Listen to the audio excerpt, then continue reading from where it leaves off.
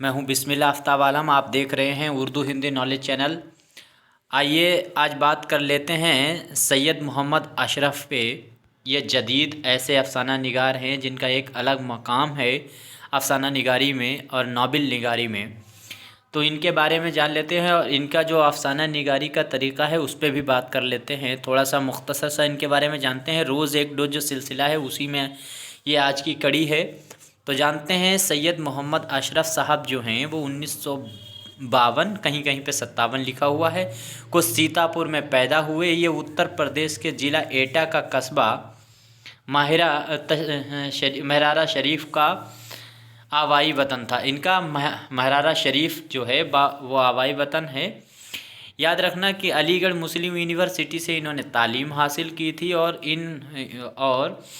उन दिनों income tax के शोबे में कमिश्नर के अहदे पर भी फाइज हैं इस टाइम पर, यानी प्रेजेंट टाइम पर ये कमिश्नर के अहदे पर फाइज हैं। ये इतनी चीज़ इनके बारे में। आगे देखते हैं 19वीं सदी की आखिरी दहाई में उर्दू में एक 19वीं नहीं बल्कि 20वीं सदी 20वीं सदी की आखिरी दहाई में उर्दू में एक के बाद एक दीगर कई नावल लिखे गए।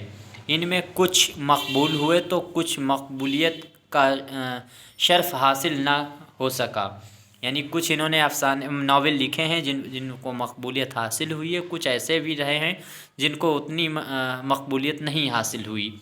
कुछ नावलों पर देर तक गुफ्तगू हुई, मसलन जोगिंदर पाल का नावल खूबरू और इसके बाद में मजहर इल्ज़ामा खां का नावल आखिरी दास्तान गो, हुसैनुल खल्क का नावल फरात है और इसके बाद में गज़नफ़र का नावल पानी, अली इमाम नकवी का नावल तीन बत्ती के रामा और सैयद मोहम्मद अशरफ का नावल है नंबरदार का नीला वगैरह इस दौर के अहम नावल हैं।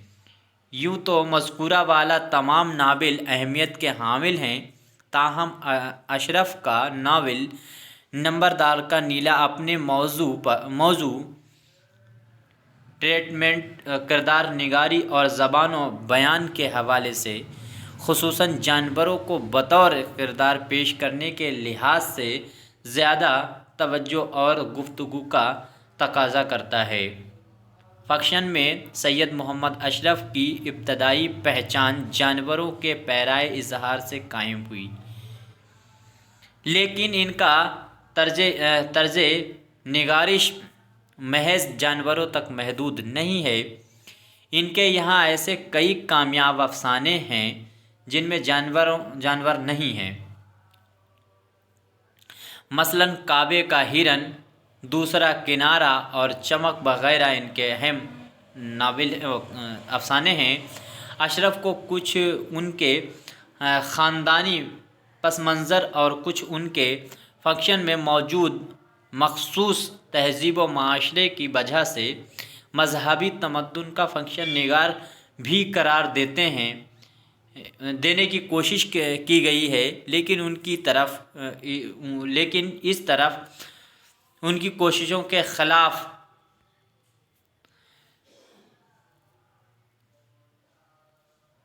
लकड़बग्गा हंसा और नंबरदार का नीला, ये नावलेट हैं।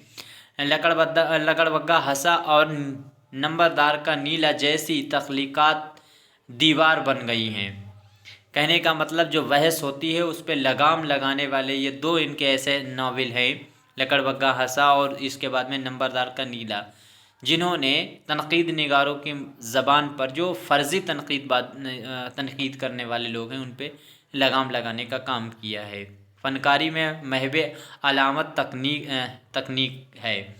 तो यहाँ भी अशरफ का अफसाना क़ुरबानी का जानवर, याद रखना ये क़ुरबानी का जानवर किसका लिखा हुआ अफसाना है तो जो है सैयद अशरफ का लिखा हुआ है, एक रुकावट बनकर खड़ा हो गया है। आखिर सैयद मोहम्मद अशरफ के फ़न का बुनियादी रवैया क्या है, उनके दोनों کے فن کے تعلق سے یہ تاثر ابھرتا ہے کہ بنیادی طور پر وہ اپنے عہد کے فرد اور معاشرے کی زوال پذیری کے نواز اور ناقد ہیں۔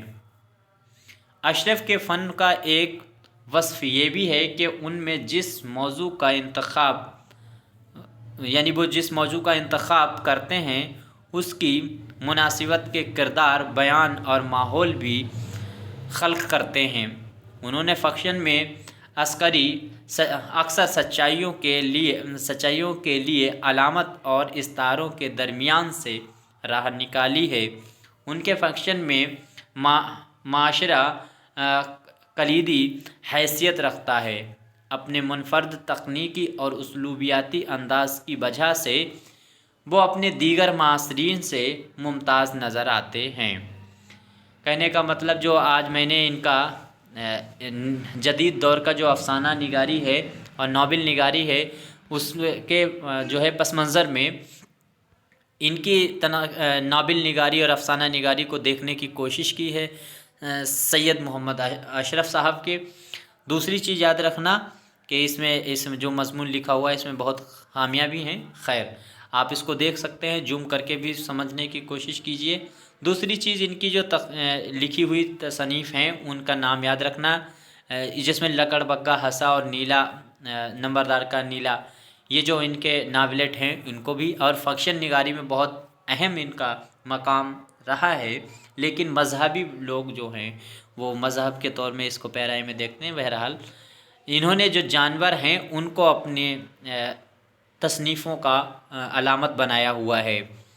قربانی کا جانور آپ نے ابھی ان کا لکھا ہوا افسانہ پڑھیں گے تو اس میں بھی آپ کو پتہ چلے گا، اور بھی جانوروں کے لکڑ بگا، ہسا کے وغیرہ جو ناولٹ ہے اس کو بھی دیکھ لیجئے گا، یا مثلاً کعبے کا ہرن ہے، دوسرا کنارہ ہے، چمک ہے، یہ تمام اس طریقے کے افسانے ہیں۔